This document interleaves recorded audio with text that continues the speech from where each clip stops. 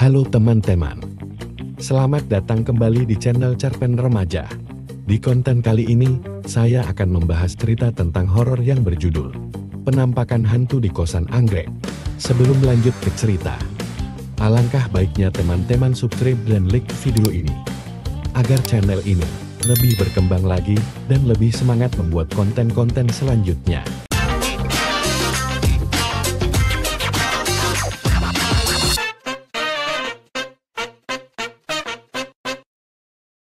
Di awal cerita di sebuah kota kecil yang tenang, terdapat sebuah kos-kosan yang terkenal di kalangan mahasiswa.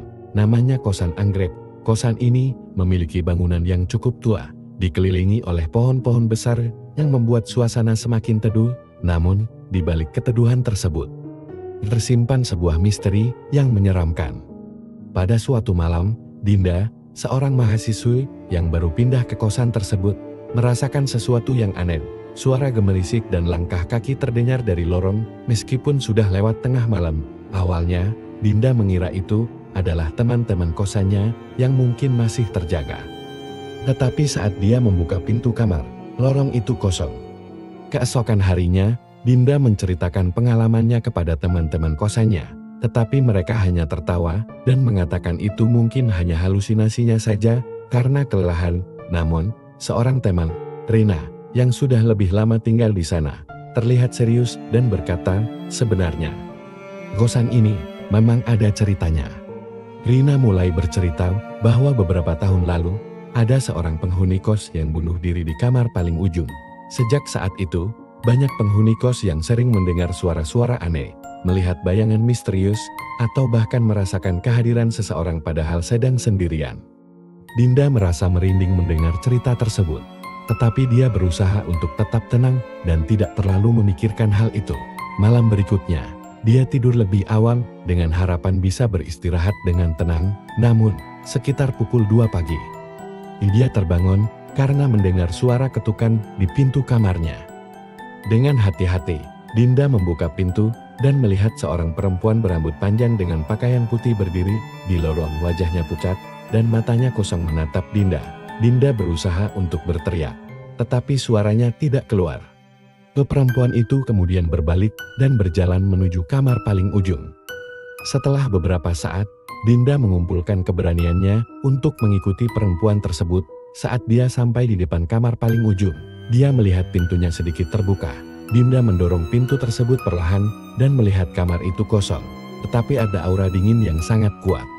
Di tengah-tengah kamar, dia melihat sebuah cermin tua. Saat dia mendekat, cermin itu tiba-tiba menunjukkan bayangan perempuan yang tadi dilihatnya.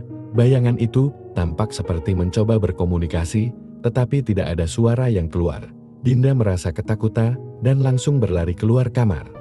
Keesokan harinya, Dinda menceritakan apa yang dilihatnya kepada Rina dan penghuni kos lainnya. Mereka akhirnya memutuskan untuk memanggil seorang paranormal untuk membantu menyelesaikan misteri tersebut. Paranormal itu mengatakan bahwa arwah perempuan tersebut masih terjebak di dunia ini karena ada urusan yang belum selesai. Setelah melakukan beberapa ritual, paranormal itu berhasil berkomunikasi dengan arwah tersebut dan menemukan bahwa perempuan itu merasa bersalah karena kematiannya telah menyebabkan kesedihan yang mendalam bagi keluarganya. Setelah melakukan ritual penyucian dan berdoa bersama, arwah perempuan itu akhirnya bisa tenang dan pergi menuju alamnya. Sejak saat itu, Kosan Anggrek kembali menjadi tempat yang tenang. Para penghuni kos tidak lagi mengalami gangguan-gangguan aneh, dan Dinda bisa tidur dengan nyenyak. Meskipun demikian, kisah tentang hantu di Kosan Anggrek tetap menjadi cerita yang akan selalu diingat oleh para penghuni dan menjadi legenda di kalangan mahasiswa di kota tersebut. Setelah kejadian tersebut, suasana di Kosan Anggrek memang terasa lebih tenang. Para penghuni mulai kembali ke rutinitas sehari-hari mereka, dan cerita tentang penampakan hantu perlahan-lahan mulai dilupakan. Namun, bagi Dinda, pengalaman itu meninggalkan kesan mendalam yang membuatnya lebih peka terhadap hal-hal yang tak terlihat. Beberapa minggu kemudian, saat sedang belajar untuk ujian tengah semester, Dinda menerima pesan dari nomor yang tidak dikenal. Pesan itu hanya berisi satu kalimat, "Tolong aku." Dinda merasa aneh, tetapi dia mencoba mengabaikannya dan fokus pada belajarnya. Namun, Pesan itu terus datang berulang kali, selalu dengan kalimat yang sama. Merasa tidak nyaman, Dinda menunjukkan pesan-pesan itu kepada Rina. Rina terlihat khawatir dan berkata, sepertinya ada sesuatu yang masih belum selesai, mungkin ada arwah lain yang butuh bantuan. Mereka pun sepakat untuk mencari tahu lebih lanjut. Rina mengingat bahwa paranormal yang sebelumnya membantu mereka telah memberikan nomor kontaknya. Jika mereka membutuhkan bantuan lagi, tanpa ragu, mereka menghubungi paranormal tersebut dan menceritakan tentang pesan-pesan misterius yang diterima Dinda. Paranormal itu, Pak Budi, segera datang ke kosan anggrek. Dengan membawa peralatan ritualnya, dia melakukan penyelidikan di kamar Dinda. Setelah beberapa saat, Pak Budi merasakan kehadiran energi yang sangat kuat di sana. Dia mulai melakukan mediasi dan berusaha berkomunikasi dengan arwah tersebut. Pak Budi menemukan bahwa arwah yang mengirim pesan itu adalah seorang anak kecil yang dulu tinggal di area sekitar kosan sebelum bangunan itu dijadikan tempat tinggal mahasiswa. Anak itu, yang bernama Sari, meninggal karena kecelakaan tragis saat bermain di dekat kosan. Arwah Sari merasa kesepian dan takut, sehingga mencari bantuan dari penghuni kos. Dinda merasa sangat sedih mendengar cerita tersebut.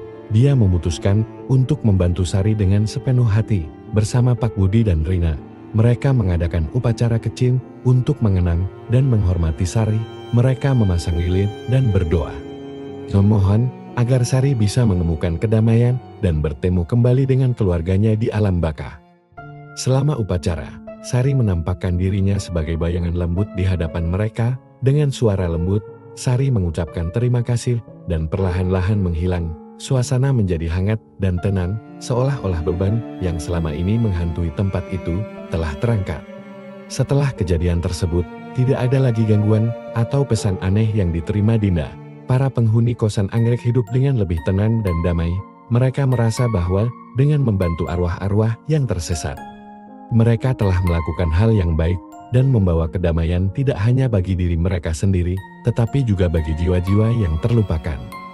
Meskipun kisah-kisah seram tentang kosan anggrek akan selalu menjadi bagian dari sejarah tempat itu, para penghuni kini merasa lebih berani dan siap menghadapi apapun yang datang. Mereka belajar untuk menghormati dan memahami dunia yang tak terlihat, beserta menjalani hidup dengan lebih peka dan penuh kasih.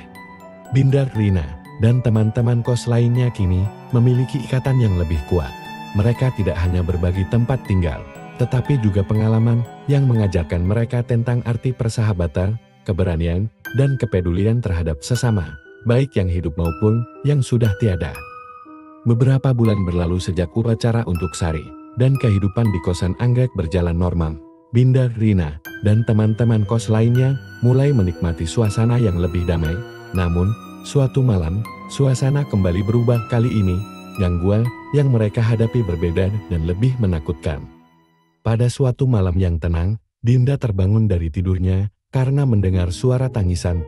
Suara itu sangat jelas dan berasal dari kamar sebelah yang seharusnya kosong. Dengan hati-hati, Dinda keluar dari kamarnya dan berjalan menuju kamar kosong tersebut. Saat dia mendekat, suara tangisan itu semakin keras dan tiba-tiba pintu kamar tersebut terbuka dengan sendirinya.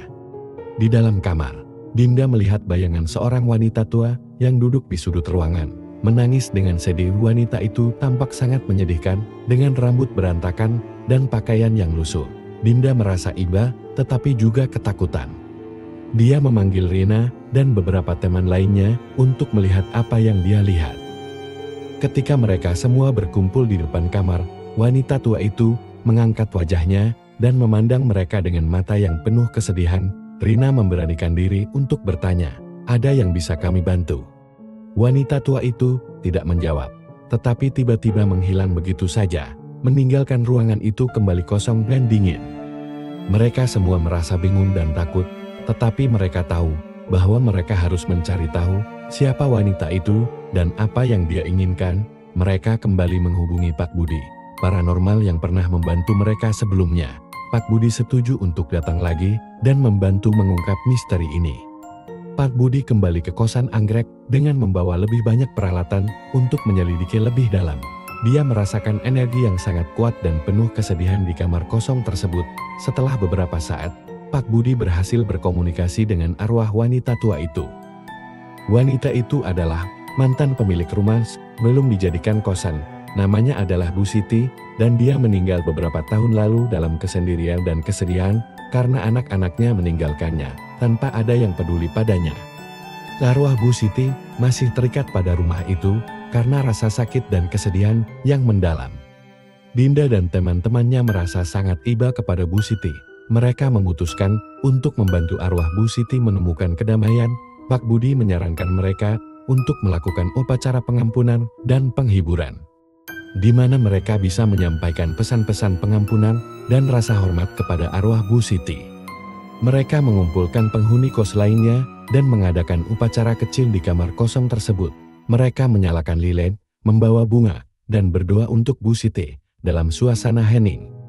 Mereka menyampaikan pesan pengampunan dan berharap agar Bu Siti bisa menemukan kedamaian dan kebahagiaan di alam baka. Saat upacara berlangsung, bayangan Bu Siti muncul kembali. Tetapi kali ini dia terlihat lebih tenang. Dengan suara lembut, Bu Siti mengucapkan terima kasih kepada mereka semua. "Terima kasih, anak-anakku, aku sekarang bisa pergi dengan tenang," katanya sebelum menghilang untuk selamanya. Setelah upacara tersebut, suasana di kosan anggrek menjadi jauh lebih ringan dan damai. Tidak ada lagi gangguan atau penampakan yang mengganggu. Para penghuni merasa bahwa mereka telah melakukan sesuatu yang sangat baik dan membawa kedamaian bagi arwah yang tersesat.